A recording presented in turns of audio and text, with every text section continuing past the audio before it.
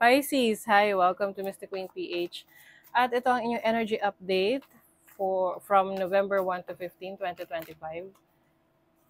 So, better late than never. Tingnan natin ang energy ng first half ng November para sa inyo. Paalala lang, reading na to ay general reading. So, maaari kayong makarelate, maaring hindi. Just take what resonates. Let's see, Pisces. Ano ang ganap? Anong energy for you first half ng November? Pisces. Okay. Queen of Swords. Queen of Pentacles. Six of Swords and the Hanged Man. Okay. So Pisces, meron kayong yung iba sa inyo meron kayong karibal. Or pwedeng magkaroon ng conflict with someone na in power or someone na masasabi mong contemporaries mo, no? Parang ka-level mo, halimbawa sa trabaho, ka-level mo sa trabaho or sa career, or pwede ring merong power struggle, no? Sa relationship na mas makakabuti kung bibigyan nyo ng space yung bawat isa, kasi mas magkakaroon lang kayo ng conflict kung ipipilit nyo yung bigyan nyo ng space yung isa't isa. Tingnan natin. Queen of Swords energy kasi is like someone na very yung kung ano yung ayaw niya, sasabihin niya, ganon. Very strong yung personality. Maaring nandun ka sa point ngayon na masyado kang naging mapagbigay sa iba, and ngayon nagsiset ka na ng boundaries mo kasi ayaw mo na ma-take advantage ka ng ibang tao. Lalo na sa pera, ha. You have the Queen of Pentacles as your challenge. Pwede kasing may mga realizations ka of the people na pinagkakatiwalaan mo, ng resources mo, ng energy mo, ng pera mo, pero hindi nila pinapahalagahan yon. So now you are moving on, or pwedeng umaalis ka sa situation na yan na feeling mo na aabuso ka in different ways, no, sa iba't ibang paraan. And meron dito kasing enlightenment para sa'yo as your blessing. Magkakaroon ka ng self-reflection, realization sa buhay na, okay, hindi pala to para sa akin, or kailangan ko na palang i-cut off tong tao na to sa buhay ko, or umalis sa sitwasyon na to because this is no longer serving my highest good, ganon.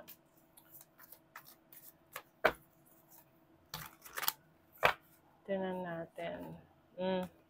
Meron kang i-release na unhealthy habits.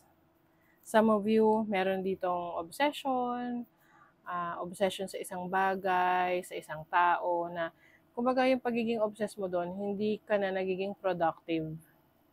Kaya parang ngayon, you realize na, okay, at least may awareness ka na. Yung mga bagay na no longer serving you, you're going to release that. Maaring may ika-cut off ka na toxic na person sa buhay mo. Diba? The Tower. The Tower is about release. Letting go.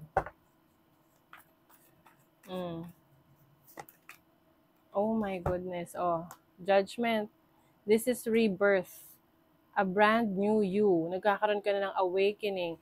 Ito kasing judgment is about knowing what's good for you. Alam mo kung ano yung makabuti sa'yo. Alam mo kung ano yung hindi. At meron kang ginagawang action doon. Kasi pwede namang alam natin makakabuti, alam mo yung hindi, pero wala tayong pakialam, di ba? But for some of you, since alam nyo na kung ano yung hindi makakabuti sa inyo, yun yung inilelet go mo na. Inire-ready mo na yung sarili mo for a rebirth, for a brand new you. Nine of Swords, Merong mga bagay na nakaka-stress sa'yo ngayon, nagpapastress sa'yo ngayon. That's part of the journey, no?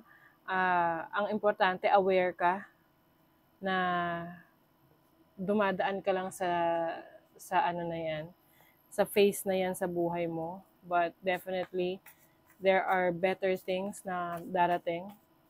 Tignan natin yung money, career, finances. You have the Queen of Cups.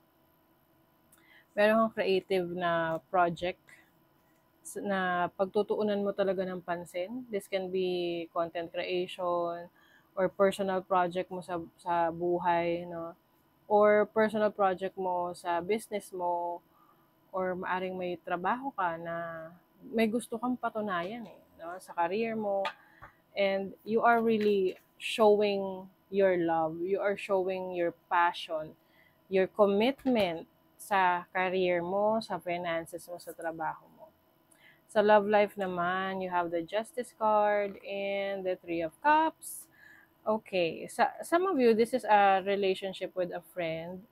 Pwedeng may pag-aayos, merong communication, merong realization na may mga relationship na kailangan na worth it pang i-keep or worth it pa na ayusin. Yung iba naman sa inyo, realization ng mga relationships na kailangan na talagang i-let go at mag-move on, mag-move forward.